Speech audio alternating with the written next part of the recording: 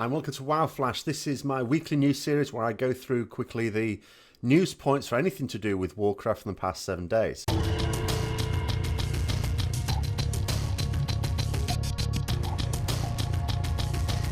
So there's only going to be a few points in this one this week because there's actually a lot to talk about because Watcher did another Q&A yesterday, but I need to do a proper video on that one. So I'm going to do that this weekend. So I'm just going to go through the other points of interest from this week. There's a few points. The first of which is coming from the PTR in terms of legendaries. Now, ironically, there was a bit of a situation with, we just recruited a Mistweaver monk this week, and they didn't start the monk at the start of Legion, so they changed from one character. So they didn't have that many legendaries who were querying their legendaries. They had a Brewmaster legendary.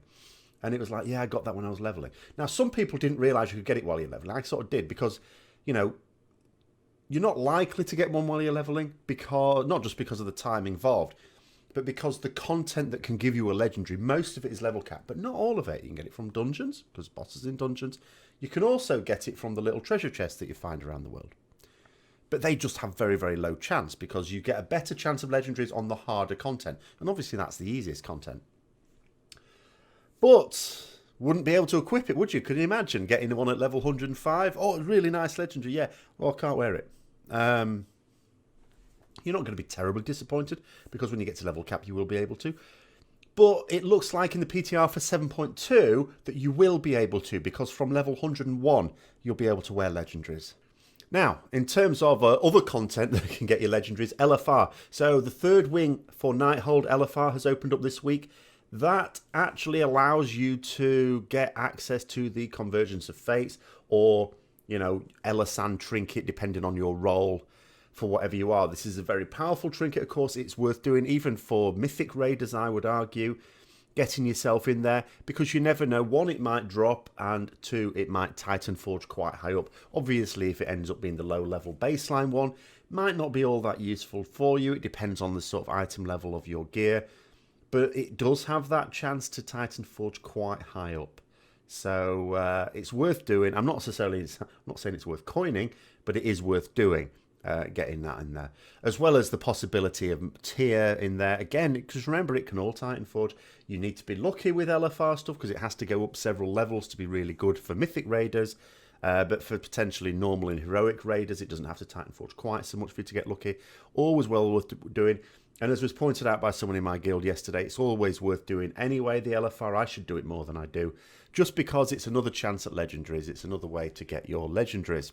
Now, there was a book that was released last year, which is really good, which is the Chronicles of Warcraft, which sort of tells it's the official story, because there's been lots of tellings and retellings of various bits of the Warcraft lore, and it gets retconned and changed all the time. So Blizzard sort of sat down and said, well, we're going to set it in stone, sort of, now.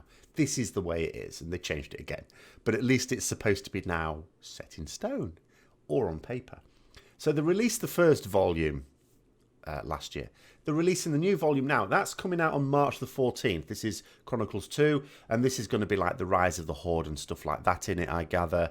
Certainly the rise of the involvement between the Orcs and the Burning Legion on Draenor, and I think coming over to Azeroth as well is what that covers. So I'm looking forward to getting that. Hopefully I'll be able to actually get that one round about Easter time in the UK. And then the final one is just about legendary drop chances. I just want to make sure there's no sort of misunderstandings. I'm not saying I 100% get exactly the situation now, but there's things going around suggesting that obviously Blizzard have made a big deal of the fact that your chances of getting legendaries have changed since the start of Legion. It's now to the point where you can get your first very, very quickly. And this is sort of true. Like on my Death Knight, I've done a few things and I haven't got one now. But on Hunter, which I recently leveled up, and on my Monk, I mean, I've got two on my Monk and I got them very, very quickly. I've got one on my Hunter, which I got again in the first weekend of getting level 110. It's super quick now to get your first and your second. Your second is not as high a chance as getting your first. But it is just a chance. Remember, I mean, I've done stuff on my DK for a couple of weeks now, not got it. I'm not saying I've done stuff all day and night, obviously. It's not my main. But I have done much more content than I did on either my Monk or my Hunter, which between them I've got 3. So it is still a chance. You could still go for a few weeks without getting anything. But if you're doing stuff every day, the chances are not. So there's a lot of people say, oh, I haven't got a legendary after so much. It's like, well, you're not doing the content. But, and we said this last week, what they also said is, so chance of your first is really, really high. Chance of your second is pretty high. And then third onwards, not so high, but you have got that bad luck protection that builds it up. And the third all the way down the line is equal chance, okay? Then there was something coming out talking about like changing your spec. So let's say you've got a couple of legendaries for one particular spec. Let's say Fire Mage. And then you change to Frost spec or Frost specialization for loot. And it was talking about the fact that the game will consider you to have 0 legendaries because both your legendaries are for fire, not for frost. So it's like back to, so you can get a really quick chance of the frost legendaries, or even the general ones that are cover for all specs. Now, there's a couple of things about this. First of all, that's not supposed to be in the game now, as I understand it. This is something coming for 7.2. So it's not now. Correct me if I'm wrong, please. But I'm pretty sure that's not now. The other thing is there was some confirmation from lore when someone asked about this. Because the way people have got this in their heads is like, for example, me. I have got 5 legendaries. 2 of them are Retribution specific. 3 of them are not. They're the general ones. Now, my Bis legendary is actually a general one. It's one that you can get as all specs. So I might think to myself this weekend, well, I've got my 5th legendary now. So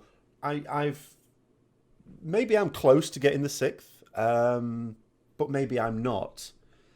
But if I switch to another spec, if it considers me to have 0 legendaries because I haven't got any holy legendaries or I haven't got any protection legendaries, and I switch to the specialization for those, I'll get a couple of legendaries. If I just do a load of stuff this weekend, I'll get a couple of legendaries, or at least one, and maybe it's the one I want. All right, maybe it ends up being a holy or a protection one, but maybe it ends up being the general one, and that's the one I want.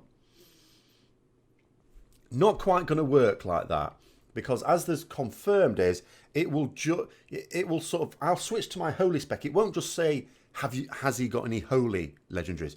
It'll ask, has he got any legendaries that you can get as holy? And because I've got 3 general ones, which could have dropped as holy or protection, it won't actually work. So there's no sort of fiddle in it, if you see what I mean. It's just simply, I think the purpose of this is, let's say you were a combat rogue and you want to reroll to assassination, but you haven't got any assassination legendaries. Oh my god, no, I'll stick to outlaw then, because those are my good legendaries. What it means is you can switch your sort of loot spec to assassination for all your content, and it'll, as long as you haven't got any general ones, I suppose, you'll get something really quickly, and it'll be hopefully an assassination one, hopefully the one you want. But of course, the downside to that is, if you haven't got any general ones, it probably implies you haven't got very many legendaries at all. So you've also got a much higher chance of getting one you don't want, a rubbish one. So yeah, there's no, oh, this is going to be amazing for us. It's just maybe it's a leg up for people. Like, give you an example. On my hunter, the first legendary I got was a marksmanship legendary, which apparently was the Bis one. I annoyed some people with that, or at least one hunter. But now I want to play marksmanship when I do like raidy type stuff or group PvE stuff. But Beastmaster for other stuff. I like Beastmaster as well. I like survival. I want my survival. Now, but let's say I'd have actually just gone, do you know what? I want to play Beastmaster. Oh no, I've got a marksmanship legendary. I could just switch to the Beastmaster loot spec, and it's like I've got 0 legendaries. So I should be able to get another one really, really quickly as well. It's just that it's not applying now. It's 7.2, as far as I understand. But anyway, that last one probably took a bit longer than expected. That's the sort of news. As I say, the big news is going to be the Watcher discussion. I'm going to go through some points on that. I'm going to bring that video out this weekend. It'll either be Saturday or Sunday, so watch out for that. Thanks for watching. Until next time, I'll see you later.